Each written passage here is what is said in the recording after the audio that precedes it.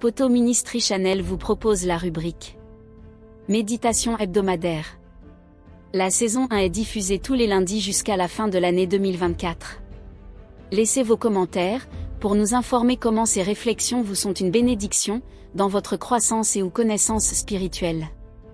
N'oubliez surtout de partager tous les contenus de cette chaîne en vue de sa vulgarisation pour la gloire de Dieu. Abonnez au channel pour ne rater aucune de ses publications. Soyez bénis de la part de Dieu.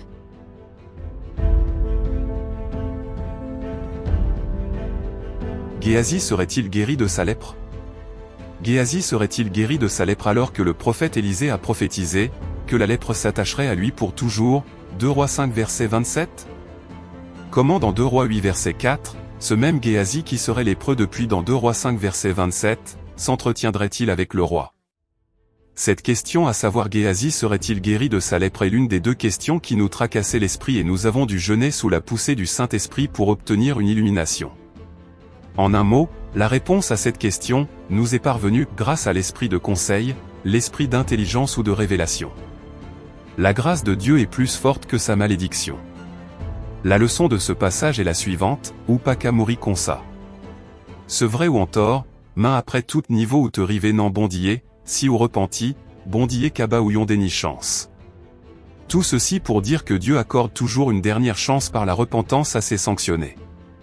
Même en nous punissant, son but premier n'est pas notre perte. Sa grâce est la source de notre salut, titre 2 verset 11. Géasi a expérimenté la miséricorde de Dieu au même degré que Samson et Salomon, pour ne citer que ces deux. En effet, Samson a désobéi à l'instruction de Dieu, Deutéronome 7 versets 2 à 4, Juge 14 versets 1 et 2, Juge 16 versets 1 et 4. Dieu l'a livré entre les mains de ses ennemis comme châtiment, Juge 16 versets 18 à 21, mais dans sa honte, il a pris conscience de son péché, s'est humilié et Dieu l'a fait une dernière grâce, Juge 16 versets 22 et 28, en ayant raison de ses ennemis et mourant dignement, Juge 16 versets 29 à 31. Salomon a aussi désobéi à Dieu en épousant particulièrement des femmes étrangères, Deutéronome 7 versets 2 à 4, 1 Roi 11 versets 1 à 3. Dieu s'est retiré de lui et son cœur est penché vers l'idolâtrie et l'a conduit à adorer dans la honte des faux dieux, 1 Roi 11 versets 4 à 10. À un certain moment de sa vie, il a pris conscience et a reconnu dans le livre d'Ecclésiaste que tout est vanité. L'essentiel c'est de craindre Dieu, Ecclésiaste 1 verset 2, Ecclésiaste 12 versets 1 à 15. Cette confession de Salomon est la preuve de sa repentance. Il est demeuré malgré sa chute d'antan, comme l'homme le plus sage de l'histoire de l'humanité. La grâce de Dieu en faveur de Géasi. Il en est ainsi pour Géasi. En principe, il était le successeur imminent du prophète Élisée parmi tous les fils des prophètes, mais sa cupidité l'a conduit au mensonge et à la tromperie, 2 Rois 5 versets 19 à 25. Dieu l'a livré à la honte de la lèpre selon la parole de son prophète, 2 Rois 5 verset 27.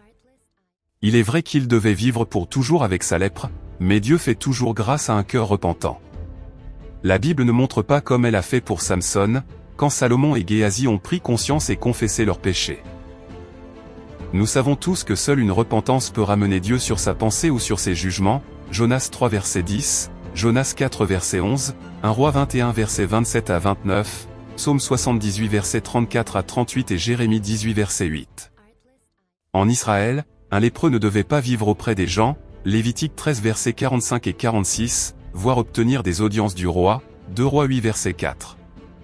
Géasi n'est certes plus retourné comme le successeur du prophète Élisée, mais Dieu l'a guéri et il a cessé de vivre dans la honte à partir de sa repentance malgré le verdict de Dieu. Maintenant, à cause de son ministère passé auprès du prophète Élisée, il peut trouver audience auprès du roi dans sa nouvelle vie et même influencer le roi dans ses décisions. Au final, la grâce de Dieu est toujours plus immense que le péché. L'apôtre Paul l'a mieux exprimé ainsi: là où le péché a abondé, la grâce a surabondé, Romains 5 verset 20. Profitons pendant qu'il est encore temps. Prière.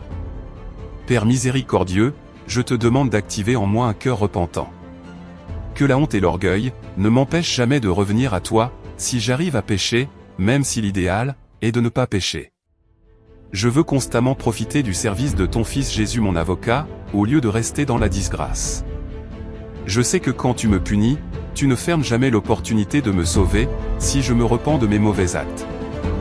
Je déclare que, je suis sauvé, et je resterai dans ton salut. C'est ma volonté, qui s'allie sur la tienne. Je le crois au nom de Jésus. Amen. Dans ce monde de confusion quasi totale, la Bible enseigne-t-elle sur la manière de reconnaître les vrais prophètes de Dieu? Lisez l'ouvrage du Dr Franz Poto sur les 7 principes bibliques de base pour identifier et réfuter les faux prophètes. Ne soyez pas une victime de trop, des faux prophètes et de leurs maîtres. Ouvrage disponible sur Amazon.